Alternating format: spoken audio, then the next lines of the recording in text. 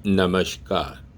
मैं संजीव कुमार आज धम्मपद गाथा और कथा इसके 19वें अंश को संक्षेप में प्रस्तुत करने का प्रयास कर रहा हूँ। इस अद्वितीय ग्रंथ के संस्कारक हैं ऋषिकेश शरण जी।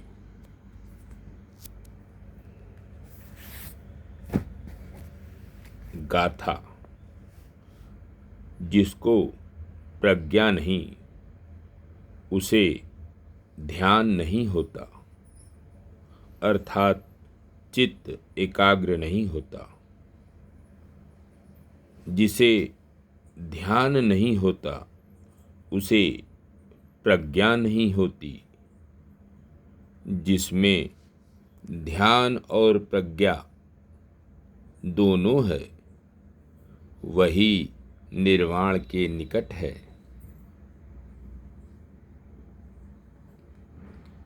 मनुष्य जैसे जैसे 5 स्कंधों अर्थात रूप, वेदना, संज्ञा, संस्कार और विज्ञान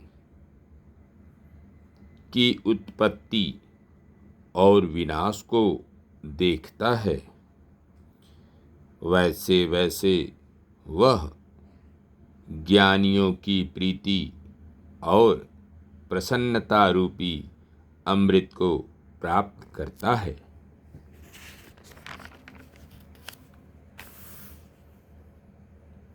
जो स्वयं अपने आप को प्रेरित करेगा, जो अपनी परीक्षा स्वयं लेगा, वह आत्मसंयमी स्मृतिमान भिक्षु सुखपूर्वक रहेगा।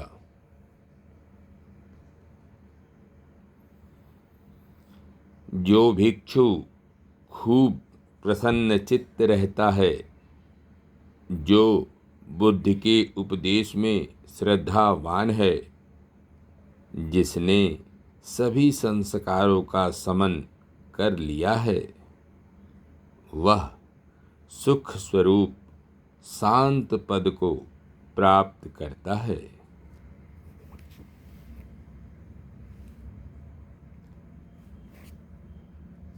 शाक्य मुनि जेतवन विहार में रह रहे थे। एक दिन अन्य स्थानों से आए 30 दिशावासिक भिक्षु उन्हें सादर प्रणाम कर एक तरफ बैठ गए। स्थविर सारिपुत्र ने अपनी अंतर्दृष्टि से देखा कि उन भिक्षुओं में अरहत्व प्राप्त करने की क्षमता है। अतः शाक्य मुनि के पास खड़े होकर इन भिक्षुओं की साधना में मदद करने तथा उनकी प्रगति की गति को बढ़ाने के उद्देश्य से प्रश्न किया, भंते, आप 2 धर्मों की बात करते हैं, वे 2 धर्म क्या हैं? शास्ता ने समझाया, सारिपुत्र, ये 2 धर्म समथ एवं विपश्यना हैं।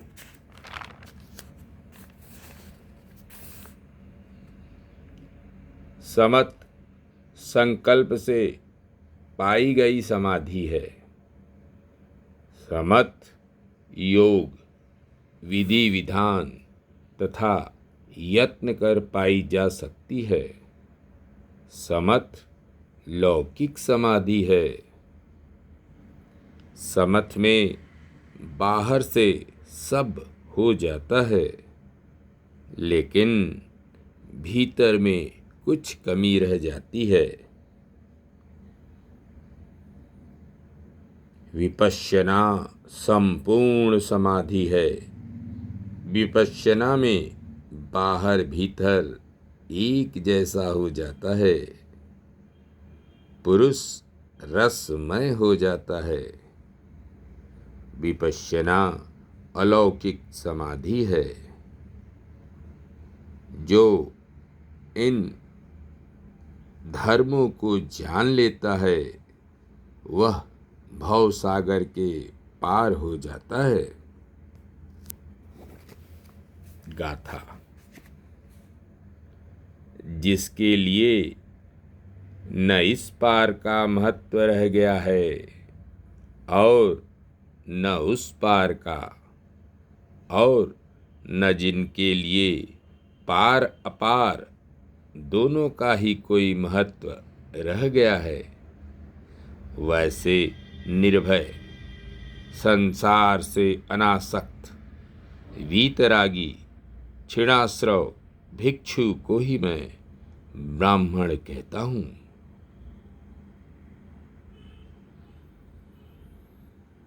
जो ध्यानी हैं, जो रजोगुण रहित हैं, जो स्थिर आसन वाला है, जो अपने सभी कृत्यों को पूर्ण कर चुका है, जो आश्रव चित्त विकार से रहित है, जो श्रेष्ठ स्थिति को प्राप्त कर चुका है, ऐसे साधक पुरुष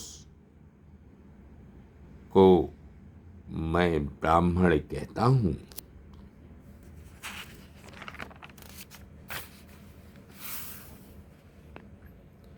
एक बार श्रावस्ती में मार ने साधारण रूप धारण किया और शास्ता के सामने जाकर प्रश्न करने लगा, भंते, आप अपने उपदेशों में प्रायः पार पार शब्द का व्यवहार करते हैं। पार से आपका क्या अभिप्राय है? पार किसे कहते हैं? शाक्य मुनि ने प्रश्नकर्ता को पहचान लिया और कहा, अरे पापी दुष्ट, तुझे पार से क्या मतलब है? पार का अर्थ तू कैसे समझेगा? पार का अर्थ उस किनारे से है जहाँ जीवन मुक्त अरहत ही पहुँच सकते हैं, जिसे वीतरागी ही जान सकते हैं और वहाँ पहुँच सकते हैं। इंद्रियों के अनुभव पार हैं तथा मन के अनुभव अपार हैं। जिसके पार अर्थात भीतर के 6 आयतन आँख, कान, नाक, जीभ, काया और मन अपार अर्थात बाहर के 6 आयतन रूप, शब्द, गंध, रस, स्पर्श और धर्म या पार अपार अर्थात ये दोनों ही मैं मेरे का भाव नहीं है। जो निर्भय और अनासक्त है वही ब्राह्मण अर्थात भिक्षु कहलाता है। धन्यवाद। नमस्कार। शेष अगले अंक में।